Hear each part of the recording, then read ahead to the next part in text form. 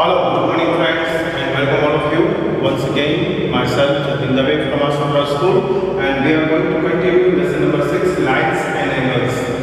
This is basic concept part and continue video number 2 from the lesson number 6, lines and angles.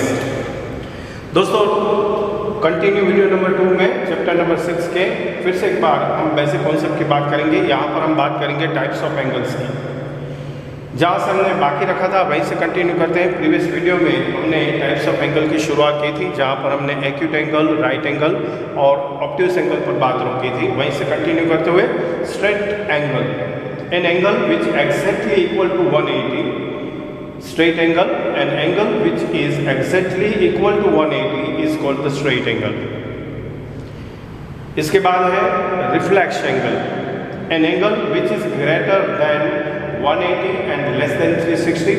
Side में हमने ये reflex angle क्या है ये भी फॉर्म करके फिगर में दिखाया है। तो जिस एंगल का मेजरमेंट 180 से ज़्यादा और 360 से कम हो is called the reflex angle. फिर बारी आती है complete angle, an angle which is exactly equal to the 360. जब एंगल exactly 360 का बनता है it is called the complete angle. तो इससे complete angle कहा जाता है complementary angle. If the sum of two angles is 90 then they are called the complementary angles.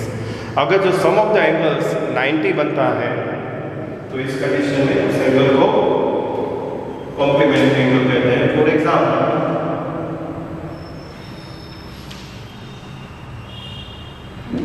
sum of the angles 30 plus 60 equal to 90.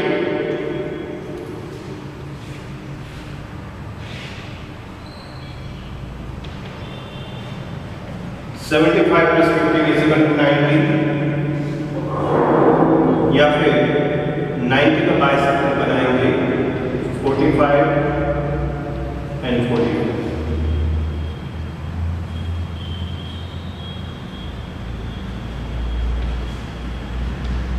तो यहाँ पर सम of angles जो है वो है 90, that it is called the complementary angles.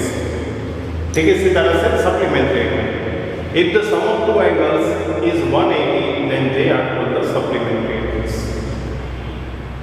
Individually या bisector of angle या फिर लीनियर पेयर ऑफ एंगल्स या एडजेसेंट एंगल्स, ऐसे कोई भी एंगल हो जिसमें सम ऑफ द एंगल्स 180 बनता है तो ये सप्लीमेंट्री एंगल्स है। इसके बाद हम शुरू कर रहे हैं टाइप्स ऑफ एंगल के बाद pairs of angle having the common vertex. ऐसे पेयर ऑफ एंगल्स की बात कर रहे हैं जिसके वर्टेक्स कॉमन हो, जिसमें सबसे पहला आता है adjacent angle.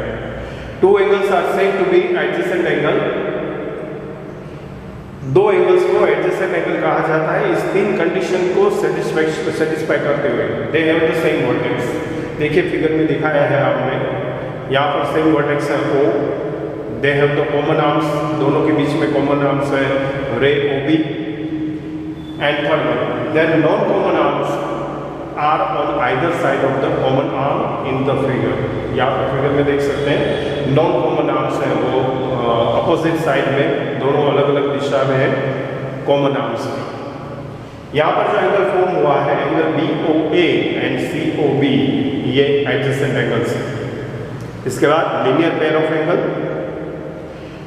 Two adjacent angles are said to form a linear pair of angle. दो adjacent angle linear pair of angle को फॉर्म करते हैं if their non common arms are two opposite rays. Condition ये है कि यहाँ पर non common arms हैं वो अपोजिट डायरेक्शन में होने चाहिए, तो ये linear angle, linear pair of angle forms करते हैं। इन the figure angle AOC and BOC form the linear pair of angle. तो ये बात हुई लीनियर पेयर ऑफ एंगल्स को लेकर।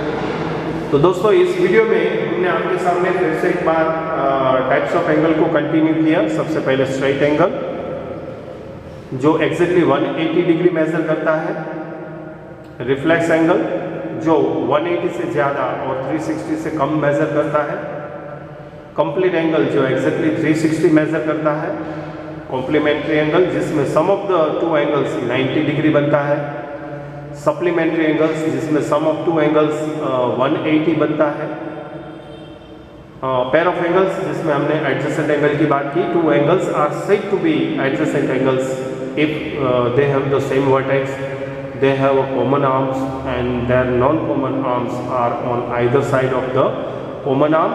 In the figure BOA and COB are the adjacent angles. और दूसरा हमने देखा linear pair of angles. Two adjacent angles are said to form a linear pair of angle if their non-common arms are two opposite rays. In the figure AOC and BOC form the linear pair of angles. So dear students, I hope so you understand very well and note down all the points in your note carefully. इस उम्मीद के साथ आपका धन्यवाद करते हुए thank you very much and bye bye.